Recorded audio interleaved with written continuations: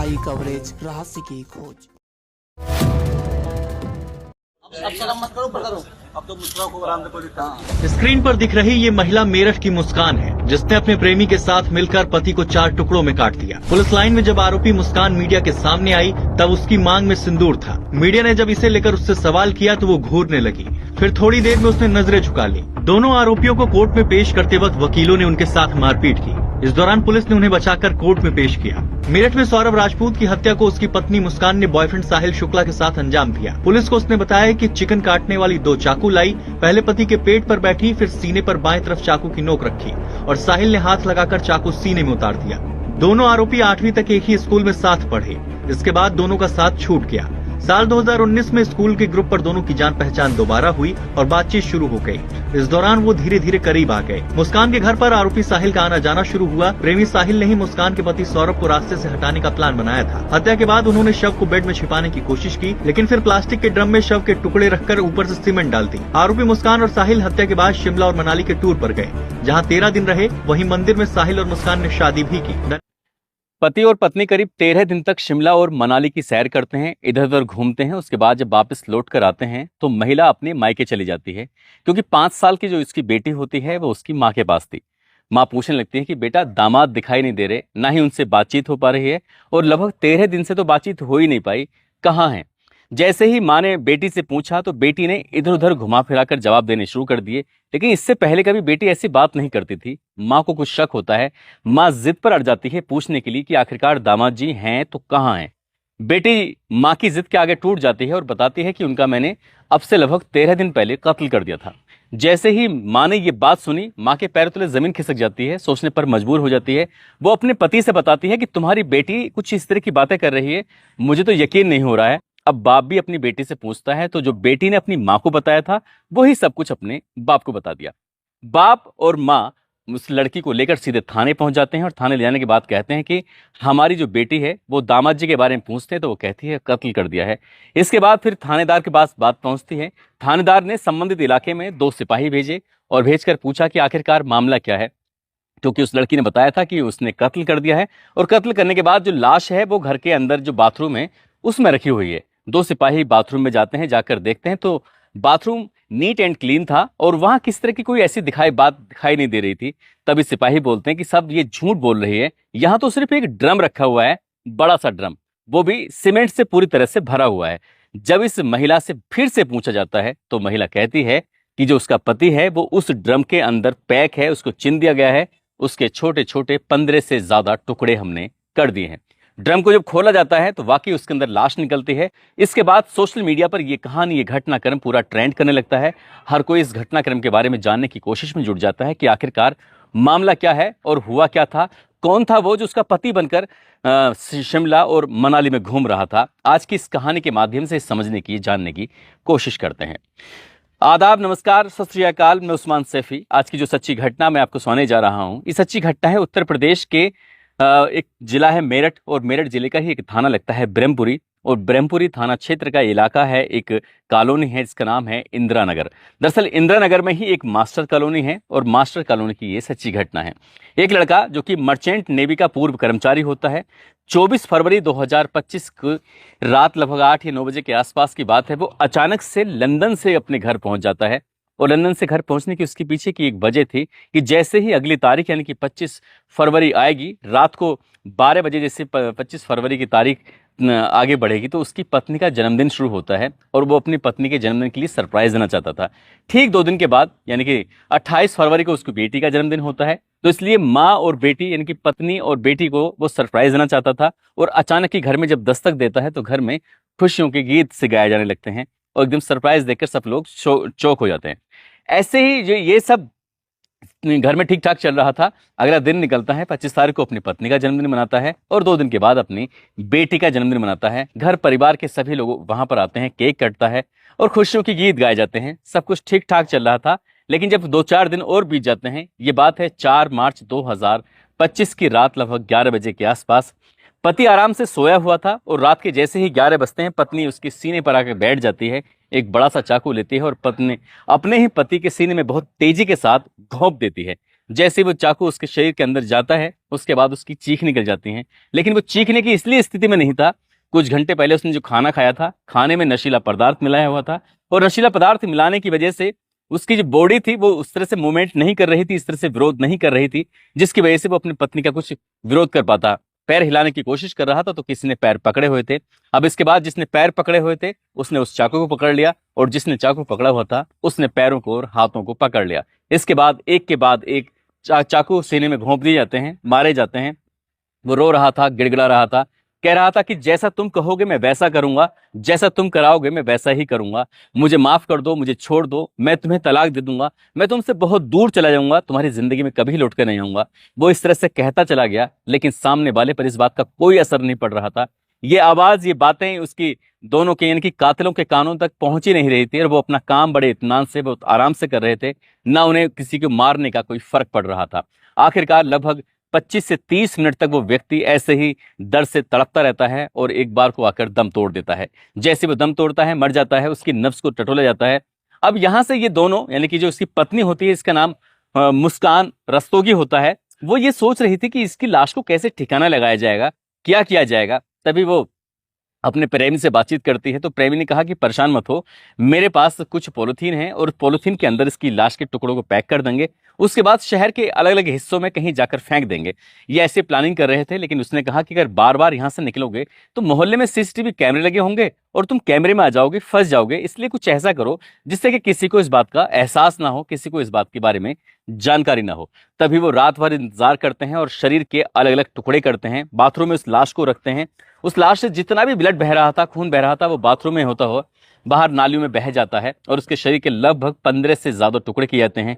हाथ अलग, पैर अलग, सर अलग, धड़ अलग। जब शरीर के छोटे टुकड़े हो जाते हैं उसके बाद फिर अगला दिन निकलता है, यानी कि 5 मार्च 2025।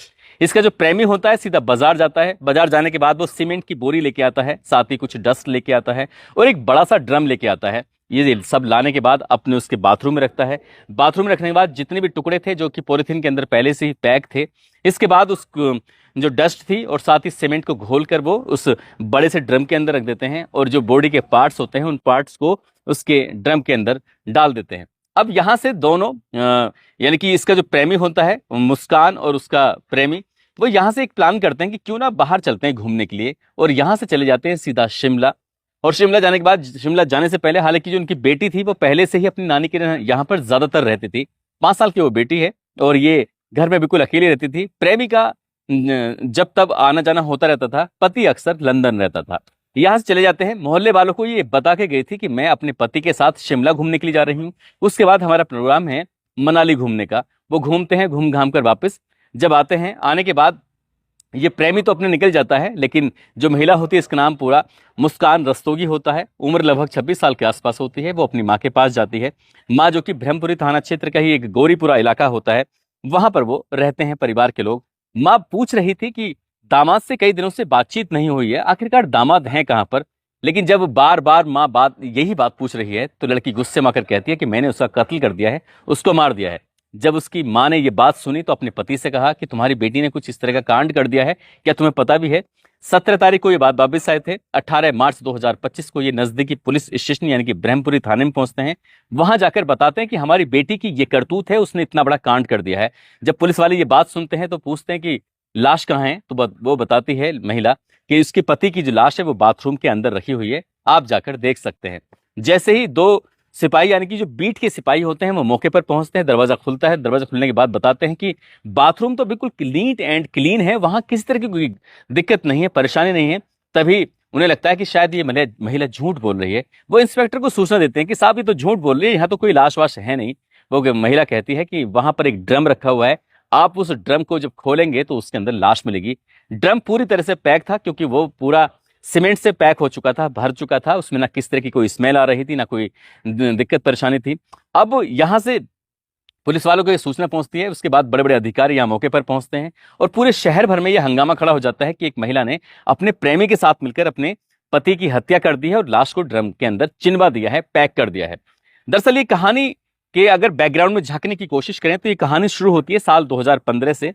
एक लड़का जिसका नाम होता है सौरभ राजपूत के पिता मुन्ना लाल, जो कि इंडियन ऑयल कंपनी के रिटायर्ड कर्मचारी होते हैं, और ये रहते हैं ब्रह्मपुरी के इलाके में। और इनको मुन्ना लाल को 3 बच्चे होते हैं। एक बेटा जिसका नाम बबलू होता है, दूसरा बेटा जिसका नाम सौरभ राजपूत होता है, और तीसरी बेटी होती है इसका नाम शिवानी होता है। साल 2015 की बात है, तब ये लड़का इनके सौरभ राजपूत बीटेक कर रहा था, प्रथम वर्ष का छात्र था, और इसके कुछ दोस्त रहते थे शास्त्री की कोठी के पास। वो अक्सर अपने दोस्तों से मिलने के लिए चला जाया करता था। और एक दिन एक दुकान पर, जो कि गोरीपुरा के इलाके की दुकान होती है, वहां पर देखता क्या है कि एक लड़की है जो खूबसूरत लड़की है, देखने में बहुत अच्छी लग रही है। दुकान से वो खरीदारी कर रही थी, उस लड़की को देखता है, वो लड़की उसे देखती है, और दोनों एक दूसरे को देखने लगते हैं और आंखों ही आंखों में एक दूसरे से इन्हें प्यार हो जाता है। तभी पहली ही मुलाकात में ये दोनों एक दूसरे से अपना नंबर भी बदल लेते हैं, और जब इनका मन करता था तभी वो नंबर पे बहुत सारी बातें करते थे। बात करते करते कब 7-8 महीने बीत जाते हैं, पता ही नहीं चलता। इसके बाद जो लड़का होता है वो अपने परिवार से कहता है कि एक लड़की है जिसका नाम मुस्कान रस्तोगी है, मैं उससे शादी करना चाहता हूं। वो पास के ही मोहल्ले में रहती है, पास में ही रहती है। जैसे ही लड़के के पिता को ये बात पता चलती है, वो साफ साफ इनकार कर देते हैं कि हम अपने ही ब्रादर में तुम्हारी शादी करेंगे, इधर उधर शादी नहीं करेंगे। उधर लड़की वाले भी इस बात पर एतराज कर रहे थे, लेकिन लड़का और लड़की दोनों जिद पकड़ लेते हैं। प्यार करेंगे तो प्यार भी करेंगे और शादी भी करेंगे, और जिएंगे भी साथ, मरेंगे भी साथ, इस तरह की कस्में वो खाने लगते हैं, और परिवार के लोग टूट जाते हैं। आखिरकार सौरभ राजपूत और साथ ही जो उसकी प्रेमिका होती है, इसका नाम मुस्कान रस्तोगी होता है, दोनों की शादी हो जाती है साल 2016 में। जैसे ही शादी होती है उसी साल 2016 में इसकी मर्चेंट नेवी यानी कि लंदन के अंदर नौकरी लग जाती है, और जिंदगी पटरी पर आ जाती है, सब कुछ ठीक ठाक चलने लगता है। तो लगभग 1 साल के बाद घर में कुछ कलेश रहने की वजह से वो अपने नौकरी को छोड़ देता है, उसे अलविदा कह देता है। नौकरी छोड़ने के बाद जब वो वापस आता है तो यहाँ पर वो अपनी पत्नी के साथ अकेला रहना शुरू कर देता है। इसके लिए बाद फिर वो प्लाईवुड वगैरह किसी दुकान वगैरह काम करने लगता है। और जैसे जैसे वक्त आगे बढ़ रहा था, साल 2019 की बात हो, उसको एक बेटी पैदा होती है, बेटी का नाम पीहू रखा जाता है। लेकिन ये अपनी माता से, पिता से, बहन से, परिवार से लड़का अलग रहने लगता है अपनी पत्नी के साथ। और जब वक्त आगे बढ़ रहा था तो साल 2020 में लंदन में ही एक मॉल के अंदर उसको सेल्स मैनेजर की नौकरी लग जाती है, और वो वहां पर नौकरी करने लगता है। इसका कभी कभार आना जाना होता था, महीनों महीनों में वो घर से गायब रहता था। इधर जो पत्नी रहती है, पत्नी अकेली रहती है अपनी बेटी के साथ, लेकिन बेटी जो रहती है ज्यादातर नानी के साथ रहती थी। अक्सर नानी के साथ उसका वक्त बीता करता था। नानी और नाना उसको बहुत ज्यादा प्यार देते थे, खुश रहते थे। अब मुस्कान जो होती है वो अकेली रहती है। कुछ ही फासले से एक लड़का रहता है जिसका नाम होता है साहिल शुक्ला। साहिल शुक्ला जो कि पेशे से एक सीए होता है, और कब इन दोनों की आंखें चार हो जाती हैं, ये अकेली रहती थी, और जब भी मौका मिलता था साहिल शुक्ला को, वो मुस्कान से मिलने के लिए उसके घर पर आया करता था। ऐसे रहते थे जैसे पति और पत्नी रहते हैं। वक्त आगे बढ़ने लगता है, साल 2023 की बात है। एक दिन इस सौरभ राजपूत को जब वापस लंदन से लौट के आता है तो उसे अपनी पत्नी का मोबाइल मिल जाता है, और मोबाइल में ही वो देख लेता है कि किस तरह से ये साहिल शुक्ला से बातचीत करती है, चैटिंग करती है, और उसने इस बात का एतराज किया। तभी एतराज करने के दौरान ही उसकी पत्नी मुस्कान ने साफ साफ बोल दिया था कि वो तुमसे अलग रहना चाहती है, तलाक लेना चाहती है, और वो अपनी जिंदगी साहिल शुक्ला के साथ बिताना चाहती है। लेकिन जो सौरभ होता है वो तलाक देने से साफ इनकार कर देता है, और इन दोनों के बीच में कभी कभार इस बात को लेकर विवाद रहता था, झगड़ा रहता था। हालांकि सौरभ ने इस रिश्ते को निभाने की तमाम कोशिशें की, लेकिन ये रिश्ता ज्यादा दिन चल नहीं पाता, क्योंकि इनमें बिगाड़ खाता होता है। और एक दिन ऐसा भी आता है, यह है 24 फरवरी 2025 की रात, वो अचानक से अपनी पत्नी को सरप्राइज देने के लिए आया था ताकि उसकी पत्नी खुश हो जाए। लेकिन वो नहीं जानता था कि ये उसकी आखिरी यात्रा होगी, और अब उसके साथ उसकी जिंदगी में बहुत भयानक होने वाला है।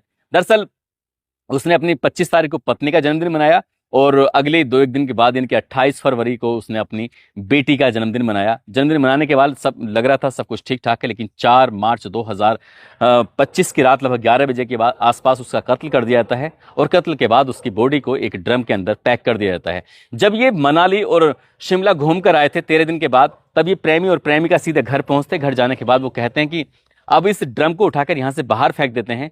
दोनों ने तमाम कोशिशें की उस ड्रम को वहां से फेंकने की, लेकिन दोनों मिलकर भी उस ड्रम को हिला नहीं पाए थे।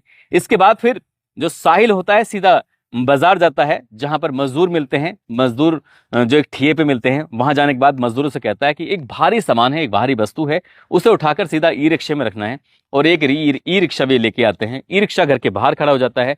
4 मजदूरों के साथ मिलने के बाद मुस्कान और उसका जो प्रेमी होता है साहिल, वो कोशिश करते रहते हैं, लेकिन वो ड्रम अपनी जगह से हिलता नहीं है, इसलिए वो परेशान हो जाते हैं। यहां से फिर मुस्कान अपने मायके चली जाती है। वो मायके जाने के बाद वो परेशान थी, उदास थी, लेकिन इसी बीच में जो 13 दिन का ये समय था, गैप था, 5 मार्च 2025 से लेकर 17 मार्च 2025 तक इसके सौरभ का फोन चलता रहता है। सौरभ के घर वाले भी बातचीत कर रहे थे, चैटिंग भी कर रहे थे, फोन पे बातचीत हो रही थी, लेकिन बातचीत उनका बेटा नहीं कर रहा था, बल्कि उस मुस्कान का प्रेमी बात कर रहा था, जिसका नाम साहिल शुक्ला होता है। पुलिस ने इन दोनों को गिरफ्तार कर लिया। गिरफ्तार करने के बाद जो ड्रम होता है उसको अपने कब्जे में लिया। ड्रम को तोड़ा गया तो उसके ड्रम के अंदर उस सीमेंट के जो भी घोल था वो सूख चुका था, उसके अंदर लाश के टुकड़े थे। पोस्टमार्टम कराया गया और पोस्टमार्टम से पता चलता है कि वाकई बहुत भयानक मौत, खौफनाक मौत उसको दी गई। काश उसने अपनी पत्नी को तलाक दे दिया होता तो शायद इतनी बड़ी वारदात होती नहीं, क्योंकि इस घटना के बाद ये मामला सोशल मीडिया पर किसी इस तरह से ट्रेंड करने लगता है। हर कोई इस घटना के बारे में जानने लगता है, कहने लगते हैं कि सब कुछ ठीक हो लेकिन ऐसी पत्नी ना हो जैसे क्या मुस्कान रस्तोगी मिली थी। दोस्तों, इस पूरे घटनाक्रम को सुनाने का उद्देश्य भी किसी को परेशान करना नहीं है, किसी का दिल दुखाना नहीं है, बल्कि आपको जागरूक करना है, आपको सचेत करना है और ये भी बताना है कि अखबार के माध्यम से मैंने जानने की कोशिश की थी कि सौरभ राजपूत जो नाम लिखा हुआ था, दरअसल वो अनुसूचित जाति से है। ऐसा लग रहा था कि शायद इन दोनों की जाति ही इनके सामने ये आड़े आई। अब ये पुलिस की जांच के बाद ही स्पष्ट हो सकेगा। कहीं शेड्यूल कास्ट की वजह से तो लड़की परेशान तो नहीं थी, क्योंकि लड़की शायद बनिया थी और लड़का ये शेड्यूल कास्ट से बिलोंग करता था। आगे पुलिस अभी जांच कर रही है। जांच के बाद कि आखिरकार और कौन कौन से पहलू हैं, क्या वजह रही इस हत्याकांड की, क्या प्रेमी था या फिर प्रेमी जो गैर मौजूदगी में पत्नी के पास आ जाया करता था उसकी, और वो कई महीने से दूर रहता था। उसकी जो खुद अपनी डिजायर थी, सेक्सुअली डिजायर, हो सकता है कि उसको पूरा करने में वो इतना नजदीक आ गए हो कि वो अपने पति को पूरी तरह से भूल गई हो। जय हिंद, जय Bharat. Tobacco causes cancer, smoking kills.